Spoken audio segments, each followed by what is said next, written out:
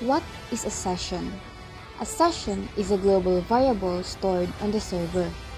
Each session is assigned a unique ID which is used to retrieve stored values. PHP Session creates unique user ID for each browser to recognize the user and avoid conflict between multiple browsers. Whenever a session is created, a cookie containing the unique session ID is stored on the user's computer and returned with every request to the server. If the client browser does not support cookies, the unique PHP session ID is displayed in the URL. Sessions have the capacity to store relatively large data compared to cookies. The session value are automatically deleted when the browser is closed. If you want to store the values permanently, then you should store them in the database. Just like the cookie array variable, session variables are stored in the session array variable. Just like cookies, the session must be started before any HTML tags. What is the purpose of session in PHP? Sessions are a simple way to store data for individual users against a unique session ID. This can be used to persist state information between page requests. Session IDs are normally sent to the browser via session cookies, and the ID is used to retrieve existing session data. The absence of an ID or session cookie lets PHP know to create a new session and generate a new session ID. Why and when to use sessions? If you want to store important information, such as the user ID, more securely on the server where malicious users cannot tamper with them. If you want to pass values from one page to another. If you want the alternative to cookies on browsers that do not support cookies. If you want to store global variables in an efficient and more secure way compared to passing them in the URL. Starting a PHP session. Before you can store any information in session variables, you must first start up the session. To begin a new session, simply call the PHP Session Start function. It will create a new session and generate a unique session ID for the user. The PHP code in the example below simply starts a new session. The session start function first checks to see if a session already exists by looking for the presence of a session ID. If it finds one, if the session is already started, it sets up the session variables, and if it doesn't, it starts a new session by creating a new session ID. If you want to use sessions in all your pages, set the configuration directive Session Autostart. It is another way to start session automatically without using session start function. Now we should remember that the important thing is that the session start function must be called at the beginning of the script before any output is sent to the browser. Otherwise, you will encounter the infamous headers are already sent error. To proceed, we will be discussing on how to get a session ID, create a session variables, modify and delete session variables, and lastly on how to destroy a session. So yes, let's proceed on how to get a session ID. As we discussed earlier, the server creates a unique number for every new session. If you want to get a session ID, you can use the session ID function. I'll be giving you an example. So here it is. So this should give you the current session ID. The session ID function is interesting in that it can also take one argument, a session ID. If you want to replace the system-generated session ID with your own, you can supply it to the first argument of the session ID function. So here's the example. It is important to note that the session ID function must be placed before the session start call when you want to start a session with a custom session ID. So, yep, that's it. So, next, let's proceed on how to create a session variable. So, in this section, we will be exploring on how to initialize session variables in PHP. So, sa atong na-discuss kanina, once a session is started, the session super global array is initialized with the corresponding session information. So, by default, it is initialized with a blank array.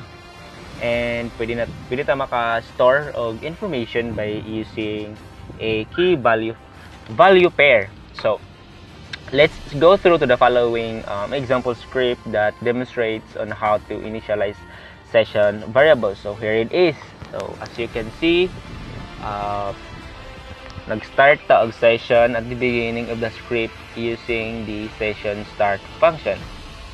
So following that, we have initialized a couple of session variables, namely login user ID. Initialize siya into 1, and then the other one, login username, which we initialize to plus.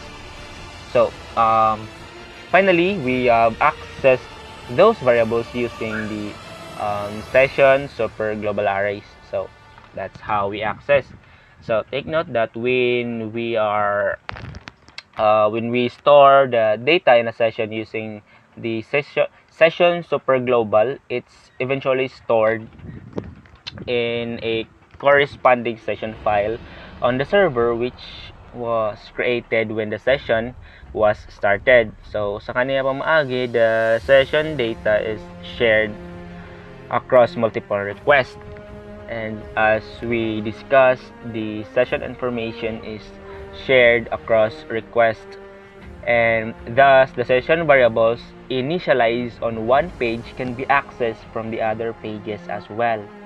So until the session expires, so mahuman na ni siya if ang browser is masira na. So that's how we create a session variables. And yes, let's proceed on how to modify and delete session variables. So actually, we can modify or delete session variables created earlier in the application in the same way as for regular PHP variables. So now let's see how to modify session variables. So I'll be showing you the code for our example. So as you can see, in this script, we have checked if the session count variable is set in the first place. So if it's not, we will set it to 1, and then otherwise we will increment it by 1. So pag ato ning i-refresh ang page multiple times, dapat ang counter ani is mag-increment by 1 every time. So yung na lang pag guys, pag modify sa session variable. So on other hand, if we would like to delete a session variable, simple lang, ato lang gamiton si unset function as shown in this. I'll be showing you an example. So as we can see, nag-start na tag session syempre sa pinakauna, and then we initialize a session variable, namely the login user ID. We initialize it by 1, and then we use the unset function. So thus we can no longer access the session login user ID variable as it's deleted by the unset function, right? So that's how we can alter the session information. So That's it. And lastly, we will be discussing on how to destroy a session. So in this section we will see how we could destroy a session. In the previous section, we discussed the unset function, right? Which is used if we want to delete a specific session variables. So on the other hand, if we want to delete all session related data at once, atong gamito na function is the session destroy function. So this function, guys, deletes everything that is stored in the current session. Having said that, it doesn't unset global variables associated with the session or unset the session cookie. So atong example, guys, if we are using the session destroy function to log a user out, ato sang i-unset first session variables and also ang session cookie as well. So I'll be showing you the recommended way to destroy a session completely. So here it is. As you can see, we have started a session right here, the beginning, and then after that we have this block of code which we unset the session, and then after we unset the session and the cookies, we use the session destroy function to destroy the session. So that's it, guys. That's how we destroy a session. So I'm going to discuss about what is cookie, how to create a cookie, and uses of a cookie. So first, what is the cookie? A cookie is a small file with a maximum size of 4 kilobytes that the web server stores on the client's computer. Cookies are used to store the information of a web page in a remote browser so that when the same user comes back to the page, that information can be retrieved from the browser itself. The cookies are typically used to keeping track of information such as username that the site can retrieve to personalize the page when user visit the website next time. Cookies are also often used to perform following tasks. So here are some uses of the cookies. First is the session management. Cookies are widely used to manage user sessions. For example, when you use online shopping cart, you keep adding items in the cart, and finally when you check out, all of those items are added to the list of items you have purchased. This can be achieved using cookies. Next is the user identification. Once a user visits a web page, using cookies, that user can be remembered, and later on, depending upon the search visit pattern of the user, content which the user likely to be visited are served. A good example of this is retargeting, a concept used in online marketing where depending upon the user's choice of content, advertisements of the relevant products which the user may buy are served. And last, the tracking or analytics. Cookies are used to track the user, which in turn is used to analyze and serve various kind of data of great value like location, technologies form where the user visited, example is browser or OS, then how long she or he stayed on that various pages, and etc. So we have here the PHP provided function. This function requires up to 6 arguments. For each cookie, this function has to be called separately. First is the name. It specifies the name of the cookie that the server uses, and it is mandatory. Second is value. It sets the value of the named variable, and it is the content that you actually want to store. It is also mandatory argument. Expiry time. Expiry time is optional. It is used to define the expiry time for the cookie. Cookie path. Cookie path also is optional. It is used to set the cookie path on the server. The forward slash means that the cookie will be made available on the entire domain. Next is the domain. This is used to specify the domain name in very large domains and must contain at least two periods to be valid. All cookies are only valid for the host and domain which created them. Domain is an optional argument.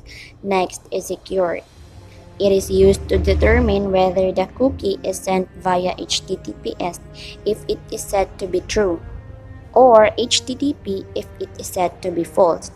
And lastly, the HTTP only. If said to be true, the cookie is available over HTTP protocol only. Scripting languages like JavaScript won't be able to access the cookie. Take note that the PHP setCookie function must be executed before the HTML opening tag. So we have here the syntax. Here's an example on how to create a cookie. So what does the code above does? First, the parameter sets the name of the cookie as W3 resource. The second parameter sets the value as W3 resource tutorials. The third parameter states that the cookie will be expired after 3600 seconds. Note that the way it has been declared, we use time, then open and close parentheses, and then add the number of seconds we wish the cookie must be expired after. The fourth parameter sets the path on the server, where your name may be a username, so it directs the home directory of a user. The fifth and sixth parameter is set to 1, so it means it is true. So the cookie is available over secure connections only, and it is available on HTTP protocol only. Hello there. These are the topics that I will be discussing: setting a cookies, accessing cookies, and deleting cookies. So our next topic is setting cookie in PHP. To set a cookie in PHP, the setCookie function is used. The setCookie function needs to be called prior to any output generated by the script. Otherwise, the cookie will not be set. Here is the syntax in setting a cookie. We have the setCookie function, and inside of it are name, value, expire, path, domain, and security. The parameters of the setCookie function requires 6 arguments in general, which are mentioned in the syntax. We have first the name. It is used to set the name of the cookie. Second will be the value. It is used to set the value of the cookie. Third will be the expire. It is used to set the expiry timestamp of the cookie, after which the cookie can't be accessed. Fourth is the path. It is used to specify the path on the server for which the cookie will be available. Next will be the domain. It is used to specify the domain for which the cookie is available. And last will be the security. It is used to indicate that a cookie should be sent only if a secure HTTP connection exists. So first, let us create a cookie. We have our example, creating a cookie named auction item and assigning the value luxury car to it. The cookie will expire after 2 days. Note, only the name argument in the setCookie function is mandatory. To skip an argument, the argument can be replaced by an empty string. Checking whether a cookie is set or not. It is always advisable to check whether a cookie is set or not before accessing its value. Therefore, to check whether a cookie is set or not, the PHP set function is used. To check whether a cookie auction item is set or not, the isSet function is executed as follows. For this example, We will be using the isSet function. It is to check whether the cookie is set or not. If it is already set, then the output will be the action item is a luxury car. Then if not, the output will be no items for auction. As you can see, the cookie is set because we already set it in the first part of our discussion using setCookie function.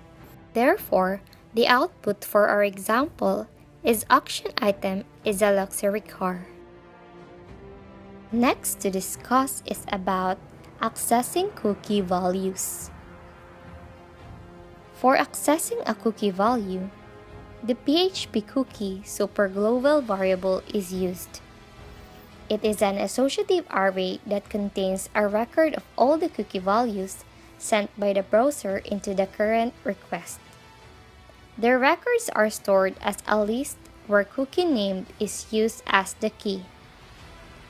To access a cookie named action item, the following code can be executed. For this example, we will be accessing the values that we have assigned. We know that the value of the cookie is luxury car. It is the value that we have assigned to our cookie. Therefore, the output is auction item is a luxury car. Our last topic will be about deleting cookies. The setCookie function can be used to delete a cookie. For deleting a cookie, the setCookie function is called by passing the cookie name and other arguments or empty strings. But however, this time, the expiration date is required to be set in the past. To delete a cookie named action item, the following code can be executed. Here are some important points to remember.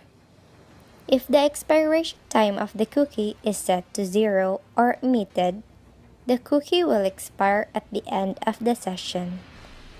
In example, when the browser closes. Next, the same path, domain, and other arguments should be passed that were used to create the cookie in order to ensure that the correct cookie is deleted. And that would be all for today. I hope you've learned a lot. Till next time.